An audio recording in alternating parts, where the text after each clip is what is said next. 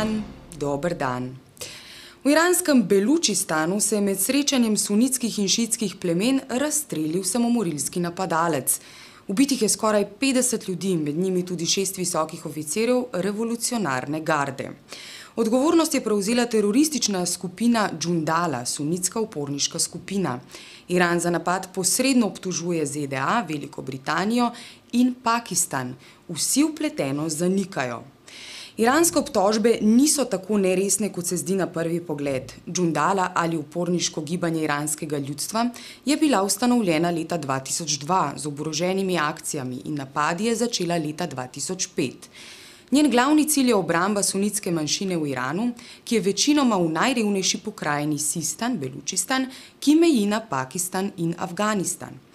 Pripadniki te salafistične organizacije obiskujejo iste madrase kot pakistanski in afganistanski talibani. Ramzi Jusef, napadalec na VTC leta 1993 in Khalid Sheikh Mohammed sta pripadnika sunitskih fundamentalistov iz Belučistana. Iran trdi, da Džundalo finančno in materialno podpirajo ZDA in Velika Britanija, zatočišče jim nudi Pakistan. Ozadje iranskih obtožb podkrepljujejo tudi zahodni viri. Zaradi nasprotujočih si stališč o tajnih operacijah, destabilizaciji Irana in celo napadu nanj v času Bushove administracije je ogromno informacij o načrtovanju zamenjave iranskega režima prikapljalo prav z vrha ameriških obveščevalnih agencij in poveljstva oboroženih sil. Konec leta 2007 je kongres odobril zahtevo predsednika Busha po $400 milijonih za izvajanje tajnih operacij v Iranu. Šlo naj bi za opremljanje in pomoč uporniškim skupinam v Iranu, destabilizacijo režima in zbiranje informacij o iranskem jedrskem programu. Tajne operacije v Iranu izvajata tako CIA kot JSOC, Joint Special Operations Command. Poleg Džundale imata vezi vsaj še z 2 uporniškima skupinama, sunitskim Mekom in s kurdsko separatistično skupino PIJAK, Stranka za svobodno življenje v Kurdistanu. Obe skupini sta na ameriškem seznamu terorističnih organizacij, Mek že dolgo, PIJAK šele od februarja letos. V zadnjih letih so vse večje uporniške skupine v Iranu okrepile svojo dejavnost. Bombni napad na sam vrh revolucionarne garde pa kaže, da ima skupina Džundala dostop do zelo dobrih informacij. 47-članski odbor za človekove pravice s sedežem v Ženevi je izglasoval resolucijo, ki podpira ugotovitve Goldstonovega poročila o vojnih zločinih izraelskih obrambnih sil, IDF in Hamasa. Glasovanje je potekalo predvidljivo. Večina tretjega sveta je resolucijo podprla. Proti so bile ZDA, Italija, Nizozemska, Slovaška, Madžarska in Ukrajina. Vzdržalo se je 11 držav, vključno Slovenijo. 5 držav se namenoma ni udeležilo glasovanja. Takšno taktiko sta obrali tudi Francija in Velika Britanija. Britanski zunanji minister Miliband se je opravičeval, da sta imeli državi prav v času glasovanja pogovore z izraelskim premijerom Benjaminom Netanjahujem, ki bodo pomembno prispevali k miru na Bližnjem vzhodu. Izraelski premijer in celotna diplomacija pa sta članicam odbora grozila, da bo sprejetje poročila ustavilo mirovni proces. Palestinska podpora poročilu pa postavlja vprašanje, ali niso resnični nameni Palestincev uničenje Izraela in ne ustanovitev palestinske države. Resolucija ne podpira le ugotovitve poročila, dodatno obsoja izraelsko delovanje na zasedenih ozemljih, še posebej pa omejevanje dostopa do palestinskih zemljišč in verskih objektov. Izrael poziva k udejanjanju vseh resolucij Varnostnega sveta in k spoštovanju mednarodnega civilnega in vojnega prava.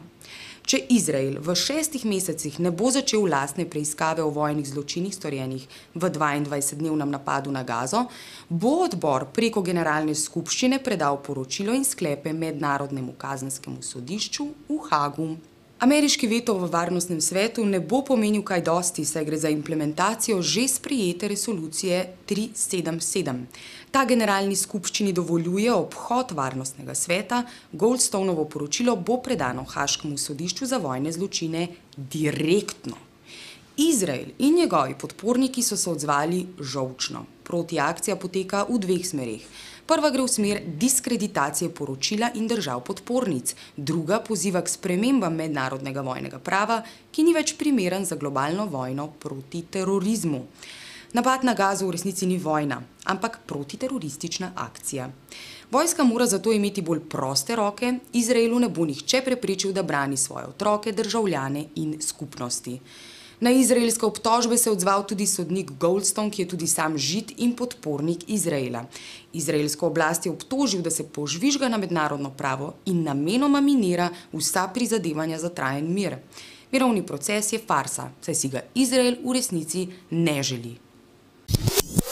V Afganistanu so razveljavili dovolj glasov, da dosedanji predsednik Karzai nima več dovolj glasov za zmago v prvem krogu.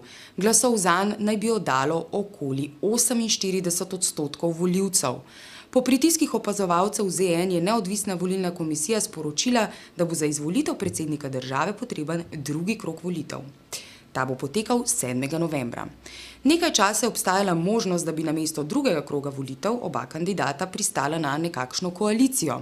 Za to opcijo so navijale tudi ZDA, ki so zagrozile, da bodo ustavile planiran kontingent 40.000 dodatnih vojakov. Karzai je kasneje priznal, da ni zmagal v prvem krogu in zato požel pohvale svetovnih voditeljev.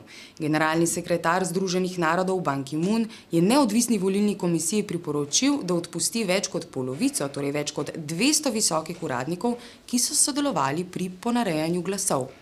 Zanikal je tudi obtožbe na račun ZN, ki so to organizacijo obtoževale prikrivanja volilnih prevar. Počasne reakcije so posledica daljšega razmisleka, kako naprej, in ne prikrivanja problemov z volitvami. Če ste mislili, da je pa ni bilo.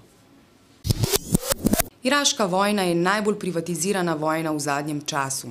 Okupacijska oblast je množico opravil prepustila zasebnim podjetjem.